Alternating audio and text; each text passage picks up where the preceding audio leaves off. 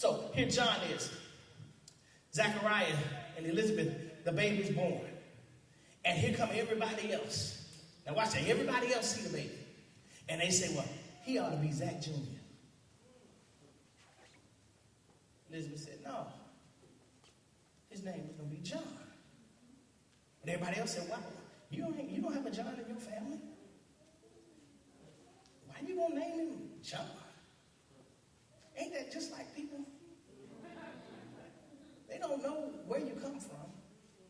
They don't know the promise that God has made you. They don't know the direction in your life, but yet still they're always trying to direct you where they haven't been. So she said, no. His name is going to be John. And so they went to his father, who still ain't talking. It's been almost a year, and he's still walking around just can't say nothing. Mom's a worker. And then when they go to him, they say, now, what do you think his name should be?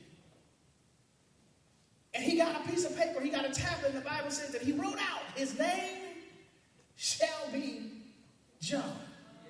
And when he acknowledged what his name was, that's when he was able to speak. When the promise came through, that's when he was able to speak. You better be careful not believing what God is telling you. You better be careful about having your own plans, because then everything that you run into will start to fail. And then when you see his promise come through, then you'll be able to sit back and say, I knew it. I knew it. I should have listened. But see, he began to speak after he found out, and after he wrote down, his name shall be John. Now, when he started talking about that, he was more excited about John's journey than he was about his life. He was more excited about Jesus than he was about his own child. He began to tell everybody that Jesus is coming. John, yeah, that's my son, I understand it, but Jesus is coming. A lot of us, we got this thing mixed up. And I forget a particular passage in the Bible where Jesus was telling us in the book of Matthew, he told his disciples, he said, don't assume that I came to bring peace. He said, I didn't come to bring peace. Jesus said this. I didn't come to bring peace. He said, I came with a sword. He said, I came to turn a mother against her daughter. I came to turn a father against his son. I came to turn a mother-in-law against her daughter-in-law. I came to mess some things up.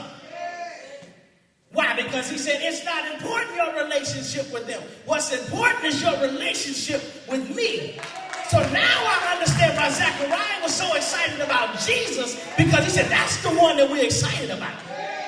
John is just the hype man. He ain't the real man. And so, but what he did is he took John and he put him up. He knew the calling that was on John's life.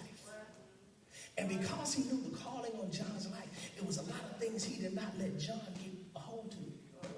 The Bible says he kept him away from the world. Why? Because there's something that God has for him to do. He kept him from listening to all of the hip-hop. Why? Because there's something that God has for him to do. He kept him from going to all of the clubs and all this other kind of crap. Why? Because there was something that God had for him to do. Why? Because he didn't need all of these images tainted inside his head to defect what he was coming here to do. You have to protect your children,